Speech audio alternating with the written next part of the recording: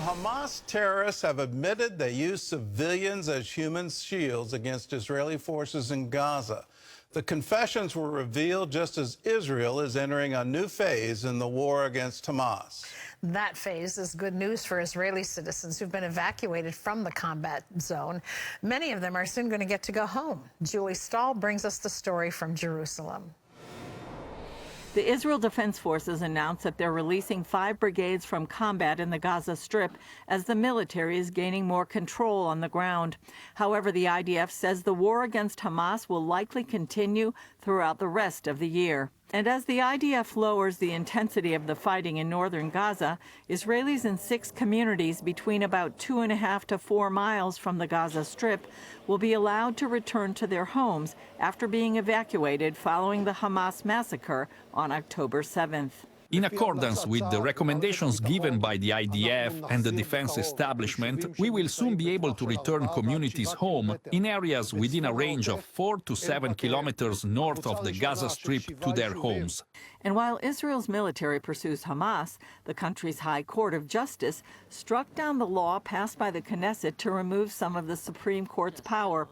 The measure would forbid justices to negate a law because they don't find it reasonable, but the High Court voted 8-7 against the law, which fueled months of anti-government protests before the war. But the battle over the High Court's power may not be over, although that fight may not continue until after the Hamas war is over. Meanwhile, the USS Gerald R. Ford aircraft carrier is returning home after an extended deployment.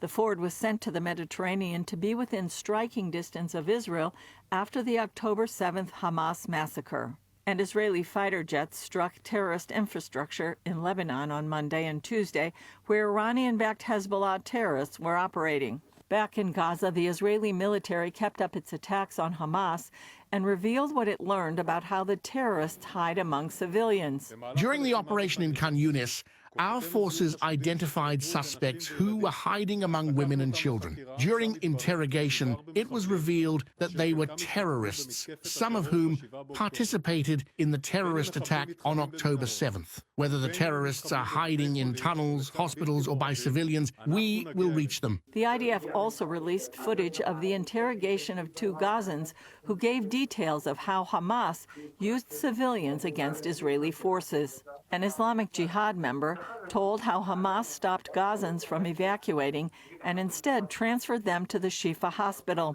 The terrorists stayed underground there until they realized the IDF was coming, and then they mingled among the civilians.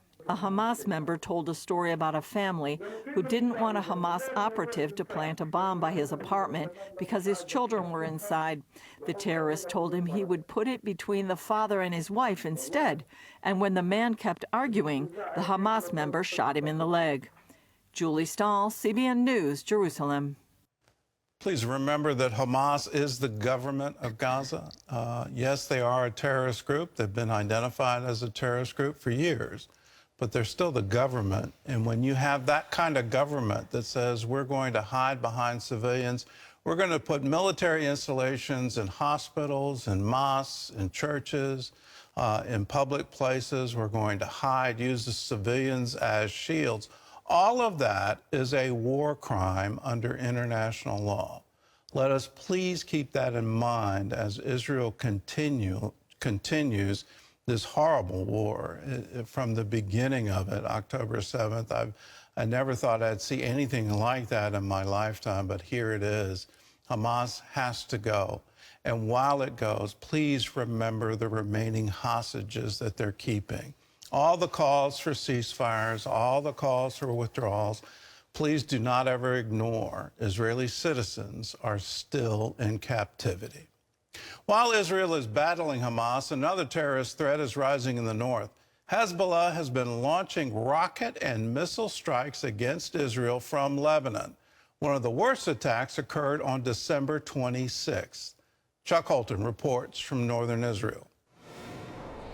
An ancient Christian village is the most recent target after hostilities intensified at the Israeli-Lebanese frontier.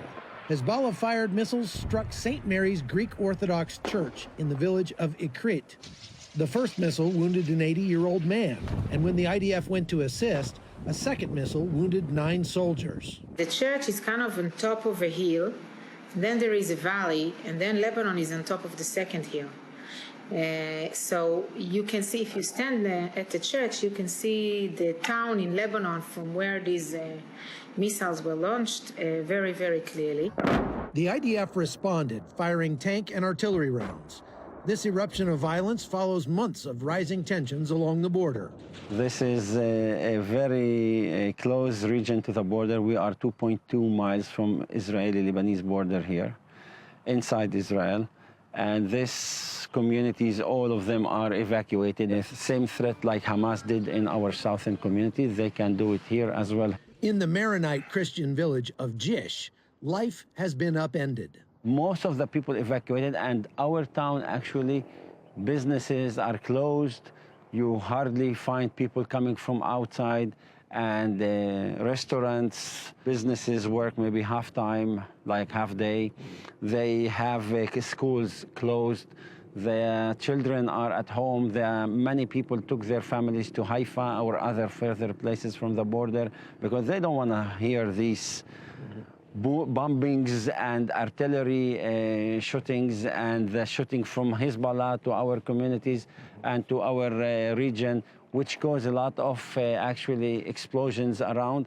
Hezbollah is launching these anti-tank missiles from the towns.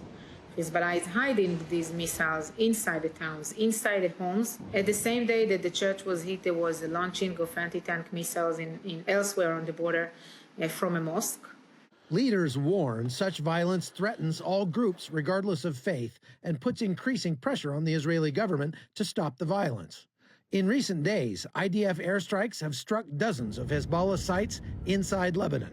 Every day you hear the explosion, you feel as if you're in a war zone. Half of the people in the community are not there, and it's a challenge. How do you treat that? Nobody compensates them. This is true for everybody, not just for the Christians. This country is the only state that actually Christians, as a minority in it, feel safe and feel freedom and enjoy democracy and values of Western values that we share together with the other Western world. And if no state will exist here, Christians will not exist as well. So our obligation as a Christian community is to defend our home, our family, and Israel is our home.